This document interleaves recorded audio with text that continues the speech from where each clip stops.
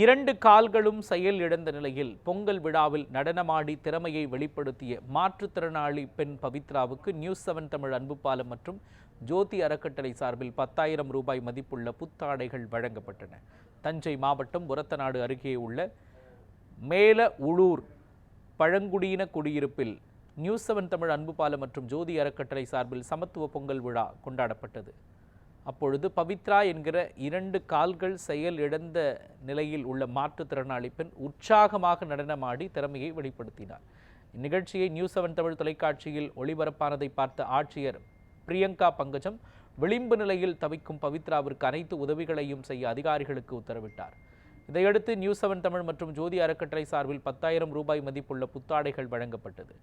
தனக்கு உதவிக்கரம் நீட்டிய நியூஸ்7 தமிழ் அன்பு பாலத்திற்கும் ஜோதி அறக்கட்டளைக்கும் பவித்ரா நெகிழ்ச்சியுடன் நன்றி கூறினார். சில நாட்களுக்கு முன்பு தஞ்சாவூர் மாவட்டம் ஒரத்தநாடு தாலுகா மேல உளூர் நரிக்குறவர் காலனி குடியிருப்பில் நியூஸ்7 தமிழ் அன்பு பாலம் மற்றும் ஜோதி அறக்கட்டளை ஆகியவை இணைந்து சமத்துவ பொங்கல் கொண்டாடினோம். அந்த சமயத்தில் நடைபெற்ற ஆட்டம் பாட்டம் கொண்டாட்டம் நிகழ்ச்சியில் மாற்றுத்திறனாளி மாணவியான பவித்ரா அவர்கள் உற்சாகமாக ஆட்டம் பாட்டம் கொண்டாட்டம் நிகழ்ச்சியில் கலந்து கொண்டார்.